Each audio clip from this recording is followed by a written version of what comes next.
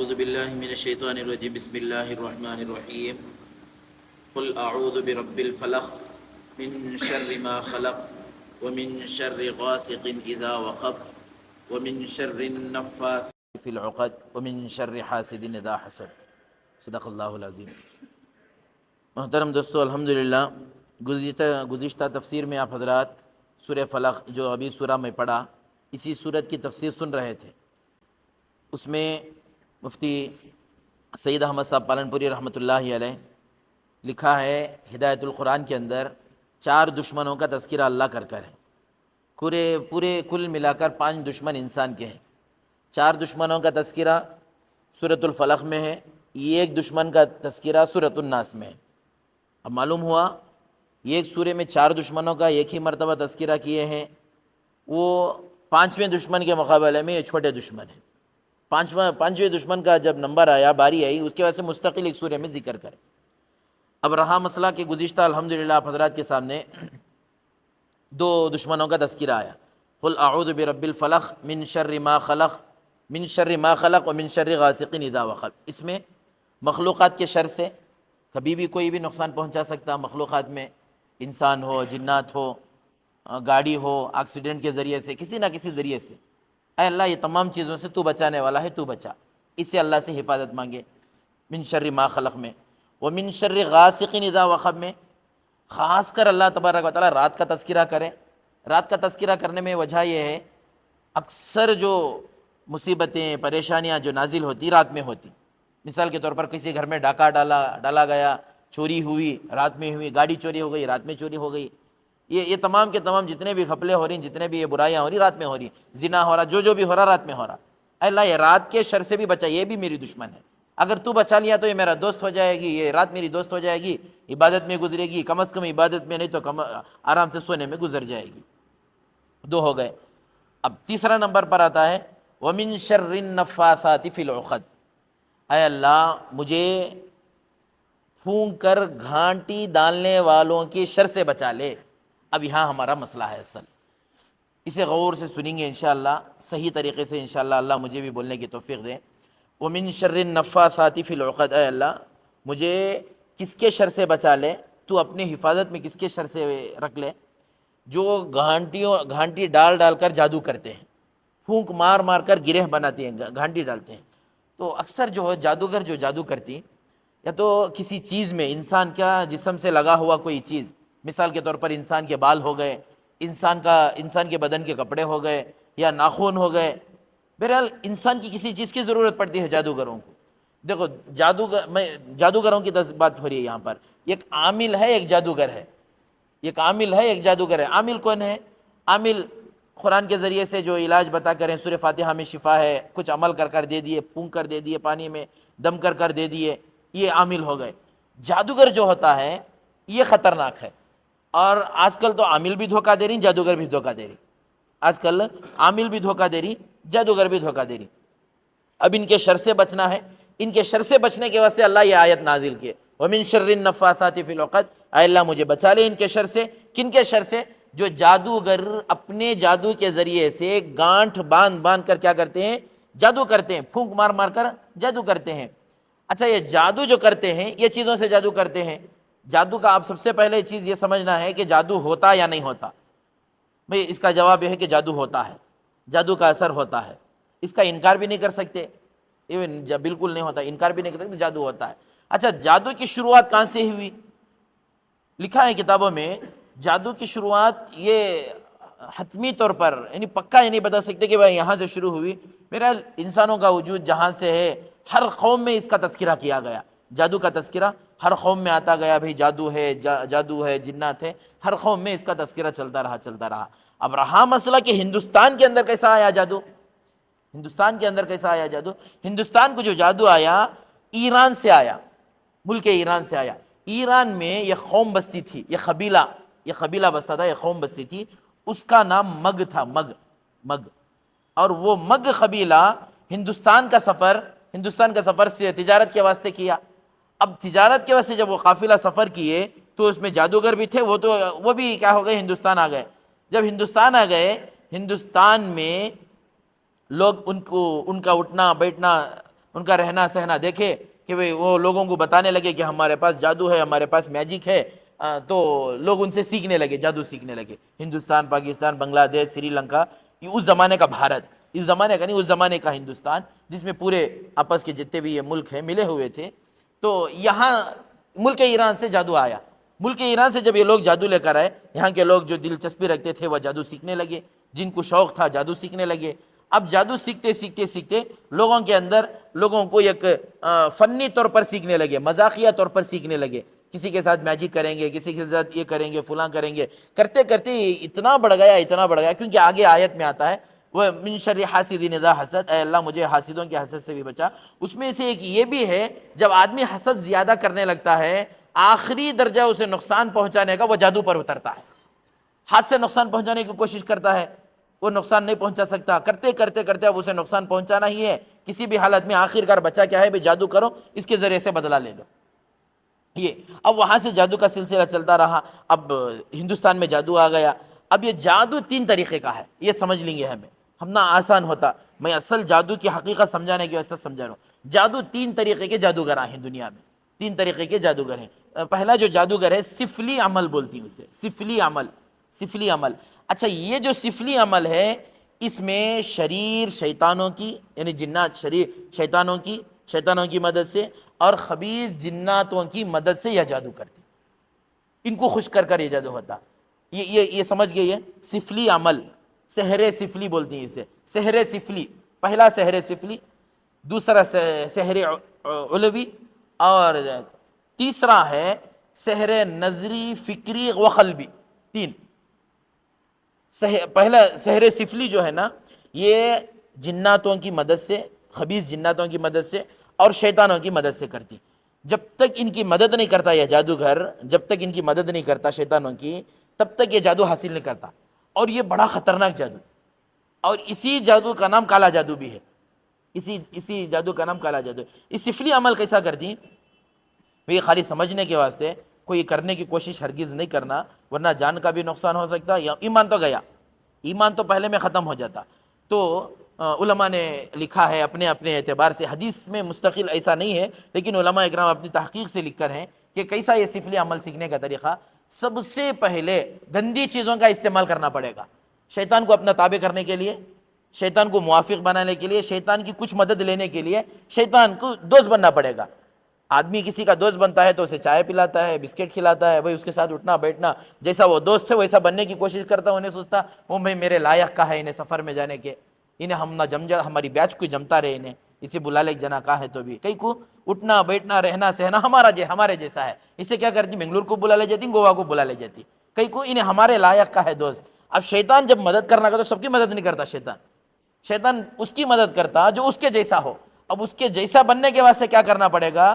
سنو، ہمارے استاد کہتے تھے حضرت مولانا عزیر صاحب دامت برکاتہم، یہ جادو سیکھنے کے لیے، خطرناک جادو سیکھنے کے لیے پیخانہ کھانا پڑے گا، اور یہ کھاتے ہیں، ایسا نہیں کہ نہیں، یہ جادوگر جو کرنے کے لیے، دنیا کمانے کے لیے یہ پیخانہ کھانا پڑے گا۔ اور بھی بہت سارے لکھے رہے ہیں، قبرستان کے اندر جا کر چھوٹے بچوں کی جو خبر ہوتی ہے وہ خبر سے نکال کر ان کی ہڈیوں کو غلط طریقے سے استعمال کرنا، اور یہاں تک کہ عورتوں کے ناپاک کپڑے جو ہوتے ہیں، ماہواری کے جو ناپاک کپڑے ہوتے ہیں، ان کپڑوں کو استعمال کرنا، یہ پورا شیطانی عمل۔ شیطان کو ان چیزوں سے لگاؤ، محبت، یہ غلیظ چیزوں سے میں کھل کر بتا دیتا ہوں۔ یہ ماہواری کے وقت جو عورتیں استعمال کرتی ہیں کپڑا وغیرہ، وہ پھینک دیتے ہیں، وہ پھینکے ہوئے کپڑے کو جادوگر استعمال کرتا ہے جادو کے لیے۔ اب سوچو، جس کو وہ عورت خود دیکھنا پسند نہیں کرتی وہ کپڑے کو، یہ جادوگر اٹھاتا ہے وہ کپڑے کو اور استعمال میں لاتا ہے۔ یہ جادو، یہ ایسے سفلی عمل ایسا نہیں ہوتا، سب کے ساتھ نہیں ہوتا، سب بھی نہیں سیکھ سکتے یہ، اور یہ بڑا خطرناک، کیونکہ شیطان کو راضی، اور اس میں پورا کفریہ عمل، یہاں تک کہ ایک ساتھی، پڑھی ہوئی بات نہیں سنی ہوئی بات بتا رہا ہوں، کہ ایک ساتھی نے کہا کہ یہ گندا جادو سیکھنے کے لیے، جادوگر بننے کے لیے کیا کرنا پڑے گا؟ جادوگر بننے کے لیے وہ تمام چیزیں کرنی پڑے گی جو شریعت میں حرام ہے۔ مثال کے طور پر کتا حرام ہے، کتا کھانا پڑے گا، خنزیر حرام ہے، خنزیر کھانا پڑے گا۔ اور یہ جادوگر جو ہوتے ہیں اور لوگوں کو جادو کا اثر ختم کرنے کے لیے بھی یہ کیا کرتے ہیں، ویسا ہی عمل بتائیں گے جو شریعت کے بالکل خلاف ہے، اور بالکل وہ آدمی اگر وہ کام کیا تو وہ کافر ہو جائے گا، ایسا کام بتاتے ہیں جادوگر۔ ان کے پاس گئے تو بھی ایمان کا خطرہ۔ اچھا، ان کے پاس جانے کے بعد کام ہوتا نہیں ہوتا؟ کام تو ہوتا، جانے کے بعد کام ہوتا۔ کیسا ہوتا کہ ایک جادوگر ایک کسی ایک اس کے مریض کو، اس کے پیشنٹ کو یہ بتایا کہ تجھے جادو ہو کر ہے، جادو ہو کر ہے۔ اب اس کی مدد کون کر رہا ہے؟ شیطانی طاقت اس کی مدد کر رہی ہے، شیطانی طاقت اس کی مدد کر رہی ہے۔ بھائی اللہ کی مدد کیوں نہیں آ رہی ہے؟ کیونکہ یہ قرآنی عمل سے دور ہے، یہ قرآنی عمل کو چھوڑ دیا۔ یہ نہ قل اعوذ برب الفلق یاد ہے، نہ قل اعوذ برب الناس یاد ہے، اسے تو وضو بنانے کا طریقہ یاد نہیں ہے، اب اللہ کی مدد کیا آتی؟ یہ خود جو اسلام کی جو باؤنڈری ہے، یہ باؤنڈری کے اندر نہیں، باؤنڈری کے باہر چلا گیا۔ انہیں خود اسلام میں نہیں ہے، اب نام کا مسلمان ہے۔ اسی وجہ سے ہم نہ معلوم نہیں ہمارے معاشرے میں کتنے اٹھنے بیٹھنے چلنے پھرنے والے لوگ ہیں ایسے ہی کہ مسلمان تو ہی، لیکن ان کا عقیدے کے اعتبار سے انہوں کفر میں چل کر ہی، کفر میں چلے گی انہوں عقیدے کے اعتبار سے۔ جب آدمی کفر میں چلے جاتا عقیدے کے اعتبار سے، اب اللہ کی مدد اس کے ساتھ کہاں آتی؟ اگر یہ ڈاؤٹ آیا اللہ کی مدد کہیں کو نہیں آنا اتنے خطرناک چیزوں میں، تو یہ جواب ہے اس کا، ہمیں خود کیا کر کر ہی اسلام سے نکل کر ہی، جب ہمیں خود اسلام سے نکل کر ہی تو اللہ کی مدد آنا ضروری نہیں ہے وہاں پر۔ اب یہاں شیطانی طاقت کام کر رہی ہے۔ آپ اتنا سمجھ لو، پہلی جو چیز ہے سفلی عمل، یہ بڑی خطرناک ہے۔ اگر گئے ہمیں تو شیطان کی طرف سے تو وقتی طور پر مدد ملے گی، پھر اور ایک چکر آئے گا اس کے بعد، ایک زمانے کے بعد پھر اس کے پاس اور ایک کیا ہو گیا مجھے، اب پھر اس کے پاس جانا، اب پھر گئے اور ایک گندا عمل بتاتا اور ایک گندا کام کرنا۔ یہاں تک کہ بعض جادوگر ایسے بھی ہیں قرآن شریف کو بغیر وضو اور بغیر غسل کے چھینے کے لیے کہتے ہیں کہ آپ کو بغیر وضو بغیر غسل کے چھینا پڑے گا۔ تو آدمی مجبور، کیونکہ یہ آدمی کے دماغ میں ایک چیز گندی چیز بیٹھ گئی، جادو ہو گیا، جادو ہو گیا، جادو ہو گیا۔ یہ پوری چیزیں اللہ خامخواہ اللہ نہیں بولے ومن شر النفاثات فی العقد، یہ پھونک مار کر گھانٹی ڈالنے والوں کی پناہ لے لیو تمہیں اللہ سے، اللہ کے سامنے آ کر بچ لیو، اللہ کی حفاظت میں آ جاؤ۔ تو یہ پہلا عمل، یہ خطرناک، ان کے پاس اگر گئے ہمارا ایمان بھی ختم، یہ بھی ایمان کے باہر، یہ بھی ایمان، یہاں تک کہ ان کو قتل کرنے کا حکم۔ حضرت عمر رضی اللہ عنہ ایک مرتبہ اپنے زمانے خلافت میں عمرا کو خط لکھے، جو جادوگر ہیں، ایسا لوگوں کو دھوکہ دے رہا ہے، جادو کے ذریعے سے لوگوں کو اپنا بنا رہا ہے، اسے قتل کرو۔ تو اس زمانے میں صحابہ اکرام حضرت عمر کی بات سن کر 3 جادوگروں کو قتل کر ڈالے، 3 جادوگر کو قتل کیے۔ اب یہ پہلا نمبر ہے، بڑا خطرناک ہے، اس سے بچنا بھی ہے۔ اس سے بچنے کا ایک واحد راستہ یہ ہے وَمِن شَرِّ النَّفَّاثَاتِ فِي الْعُقَدِ، اے اللہ مجھے بچا لے، کس سے بچا لے؟ پھونک مار کر گھانٹ ڈالنے والوں سے بچا لے، پھونک مار کر گھانٹی ڈالنے والی عورتوں سے بھی بچا لے۔ اب یہ سورہ ہم صبح و شام پڑھتے رہے، انشاءاللہ اللہ وہ نوبت بھی لے کر نہیں آئے گا۔ اگر ہے بھی ہم نہ کچھ کوئی نقصان پہنچنے والی چیز ہے، انشاءاللہ اللہ تبارک و تعالیٰ ضرور بچائے گی۔ دوسرا جو جادو ہے یہ جناتوں کے نجومیوں کے ذریعے سے، تارے ستارے دیکھ کر کچھ باتیں بتا دینا، کچھ باتیں بتا کر لوگوں کو الو بنا دینا، یہ ختم۔ اب تیسرا جو جادو ہے، سحر عقلی، سحر نظری، سحر قلبی، یہ تیسرے پو 3 ہی۔ اب یہ ہمارا اصل، یہ اب ہمارے ہندوستان کے اندر، یہ ہمارے اطراف جتنے بھی ہیں، یہ 3 کے اوپر کام ہو رہا ہے۔ جادوگر کیا کرتا ہے؟ سحر عقلی، نظری، قلبی۔ سب سے پہلا جو جادوگر ہے، دل کے ذریعے سے، نظروں کے ذریعے سے اور ہماری فکر کے ذریعے سے، یہ 3 چیزوں کو کنٹرول کرتا ہے جادوگر کوئی جادو نہیں کرتا، اس کے اندر طاقت نہیں ہے، جادوگر کے اندر اتنی طاقت نہیں ہے۔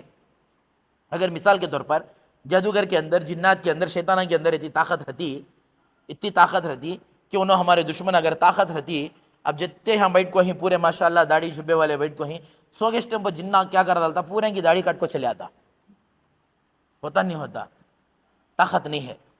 اس کا مطلب طاقت نہیں ہے ان کو، کمزور ہی انہوں، اور وہ کمزور کی مدد کرنے والا انسان جادوگر۔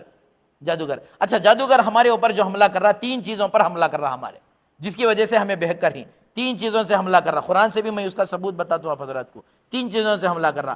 ایک ہماری نظر پر، آنکھوں، جو چیز نظر ہے ہماری آنکھیں پر، ایک ہماری سوچ ہے، فکر، اندرونی جو سوچ ہے وہ سوچ پر، اور تیسرا دل پر ہمارے۔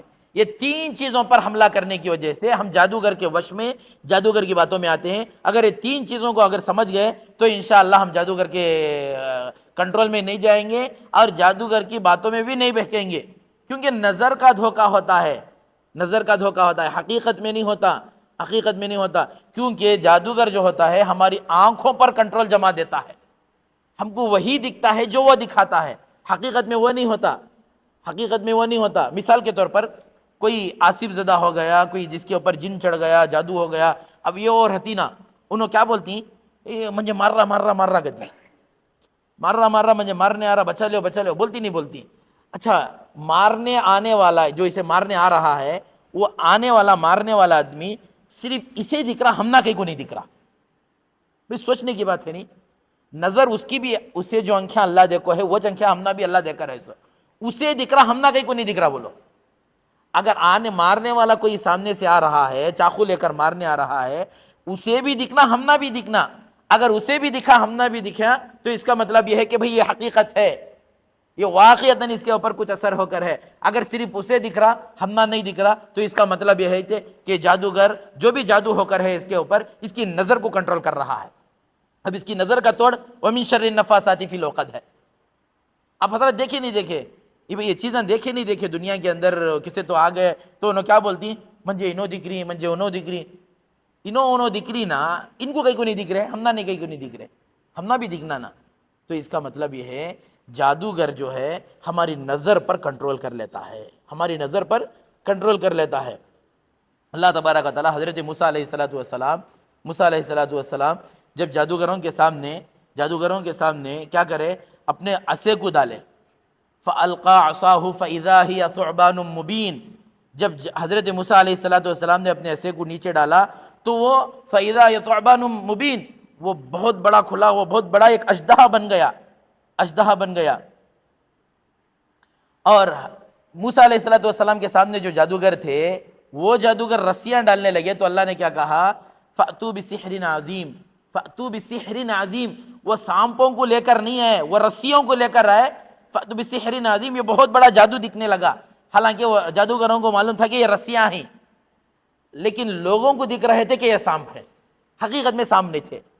سمجھ گئے، یہ دو حضرت موسیٰ علیہ السلام کے زمانے کا قصہ لے کر جا رہا ہوں میں، سمجھانے کے واسطے ہماری نظر پر کیسا کنٹرول کر دی۔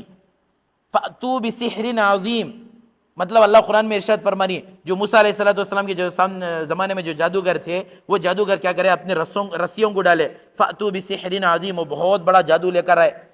اللہ یہ نہیں بولے کہ وہ سانپاں لے کر آئے، یہ نہیں بولے رسیاں لیکن جادو لے کر آئے، اور حضرت یہ جادو لے کر آئے، ڈالے تو ایسے لگا کہ یہ سانپ ہے، سانپ کی طرح چلنے لگے، دوڑنے لگے۔ فَأَلْقَى عَصَاهُ فَإِذَا هِيَ ثُعْبَانٌ مُبِينٌ، جب حضرت موسیٰ علیہ السلام اپنا عصا مبارک ڈالے تو وہ مکمل بالکل اژدہا بن گیا، جو پورے کے پورے لوگ دیکھنے لگے۔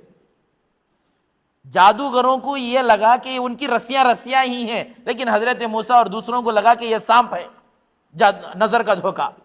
یہ آج جو چل رہا ہے یہ وہی دھوکہ ہے جو فرعون کے زمانے میں، فرعون کے جادوگر جو لوگ دھوکہ دے رہے تھے، وہی دھوکہ آج کے صدی میں، آج کے زمانے میں چل رہا ہے، ہماری آنکھوں کا دھوکہ۔ اگر یہ دھوکے کو سمجھ گئے تو انشاءاللہ جادوگروں کی جادوگری سے اللہ ہم کو بچا لے گا۔ بات لمبی ہو جائے گی، یاد رکھو انشاءاللہ آئندہ اس کے بعد اسی سے کنٹینیو کریں گے۔